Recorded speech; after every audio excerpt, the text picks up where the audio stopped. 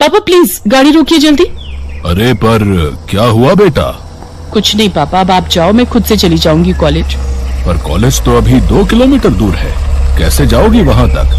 अब वो देखिए मेरी सहेली कामना आ रही है। वो जो साइकिल पर आ रही है? हाँ पापा, वो मेरी सबसे अच्छी सहेली है, मैं उसी के साथ जाऊंगी। पर तुम साइकिल से कैसे? मतलब कुछ नहीं, आप जाओ। जब तक कमलनाथ अपनी बात पूरी करते, लक्षिता गाड़ी से उतरकर कामना के पास चली गई। कमलनाथ को ये देखकर अच्छा नहीं लगा। फिर थोड़ी देर बाद कॉलेज में कितना मजा आया ना। क्या खाक मजा आया, तू तो आराम से बैठ गई पीछे, मैं थक गई तुझे यहाँ तक ढोकर लाने में। तो मैं क्या करूँ, अब मुझे तो साइकिल चलानी आती नहीं है, तो तुझे ही ढोना पड़ेगा ना मुझे। लक्षिता और कामना कॉलेज में एक ही क्लास में पढ़ते थे, दोनों सारा दिन एक साथ ही रहती थी।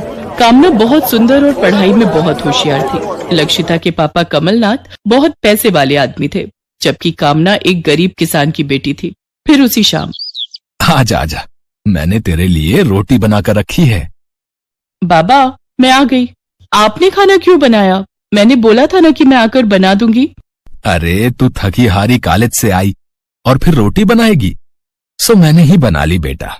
और वैसे भी कुछ दिन बाद तो तेरी शादी हो जाएगी, फिर तेरी विदाई के बाद तो अपनी रोटी तो मुझे ही बनानी पड़ेगी ना।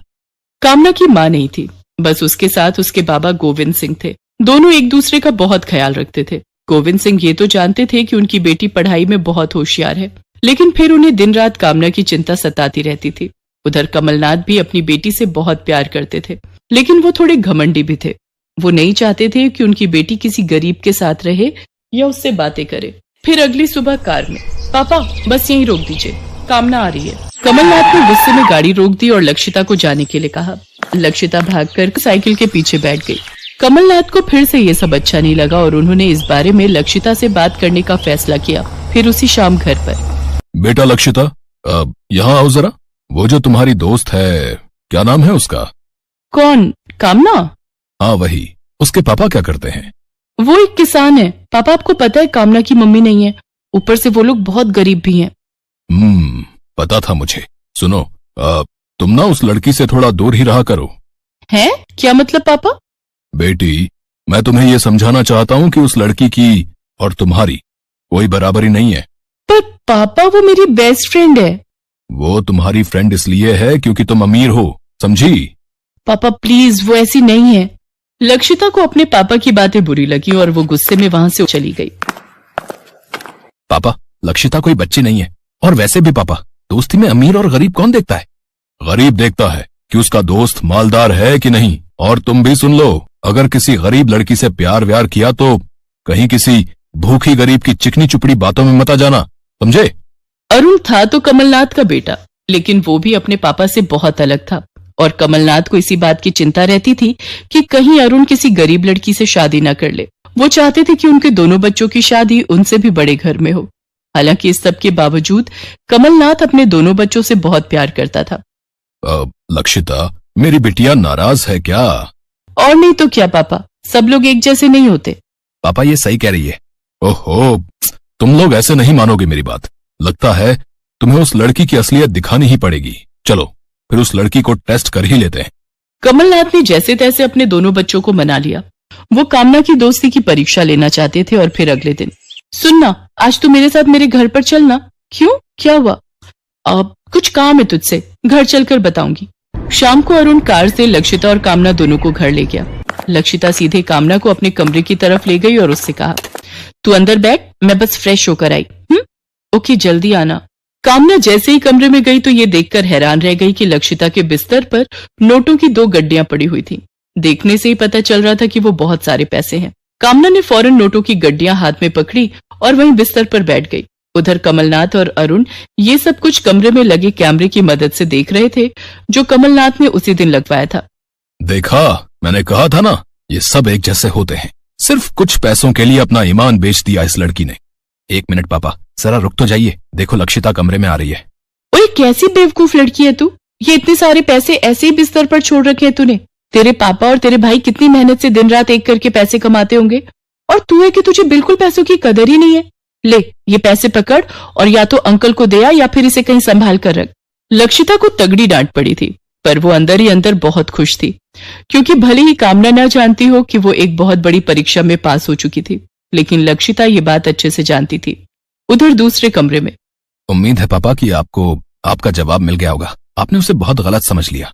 इतना कहकर अरुण वहां से चला गया। कमलनाथ हार चुका था और उनकी बेटी की दोस्ती जीत गई थी। फिर अगली सुबह, पापा सुनिए, आज सेमेस्टर की फीस भरनी है। हाँ, ये लो पैसे। कमलनाथ ने लक्षिता को पैसे दिए, लेकिन इसके बाद दोनों में कोई बात नहीं हुई, क्योंकि कमलनाथ के पास कहने को कुछ था भी नहीं। उधर कामना भी अपने बाबा से पैसे लेकर कॉलेज जा रही थी, लेकिन तभी उसने देखा कि रास्ते में एक कार का एक्सीडेंट हुआ है और कार सवार खून से लथपथ है। कामना ने जब उस घायल को देखा तो हैरान रह गई। वो अरुण था। कामना ने फौरन एक टैक्सी रोकी और उसे तुरंत अस्पताल लेकर पहुंची। डॉक्टर प्लीज जल्दी कीजिए, इन्हें बहुत चोट आई है। इनके सर पर चोट है, हमें इन्हें इमरजेंसी में ले जाना होगा। आप एक काम कीजिए, काउंटर पर 5,000 रुपए जमा करा दीजिए। अरुण ये सब देख और सुन रहा था। उधर डॉक्टर की बात सुनकर कामना सोच में पड़ गई, क्योंकि उसके पास पैसे तो थे मगर वो उसकी फीस के थे, लेकिन उसे पता था कि उसे क्या करना है। कुछ देर बाद कमलनाथ और लक्षिता भी वहां गए। लक्षिता ने आते ही कामना को जोर से गले लगा लिया। अरुण का ऑपरेशन हो चुका था और अब वो खतरे से बाहर था। फिर कुछ दिन बाद, अंकल नमस्ते। नमस्ते बेटी, कैसी हो? अंकल मेरी शादी तय हो गई है, तो सबसे पहला कार्ड मैं आपको ही देने आई हूँ। अच्छा, लड़का क्या करता है? जी वो सरकारी क्लर्क है। सही है, सरकारी नौकर है तो राज करोगी। कामना वहां से चली गई, लेकिन कमलनाथ को कुछ अच्छा सा नहीं लगा। फिर जल्दी ही कामना की शादी का दिन आ गया। वर वधू को बुलाइए, फेरों का समय हो रहा है। पंडित के इतना कहते ही दूल्हे ने सेहरा खोलते हुए कहा, रुको, फेरे तो तब होंगे जब मुझे कार मिलेगी। हाँ। अचानक राकेश के मुंह से इतनी बड़ी डिमांड सुनकर वहां मौजूद हर आदमी सन्न रह गया। अब पर कार की तो कोई बात नहीं हुई थी बेटा, तुम्हारे पापा ने तो। शादी मुझे करनी है कि मेरे पापा को? कार आएगी तो ही फेरे होंगे और तभी लड़की विदा होकर मेरे साथ जाएगी, समझ गए?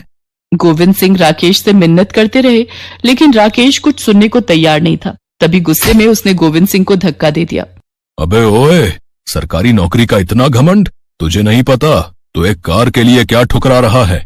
ओ अंकल हो, औकात में रहो, समझे हैं?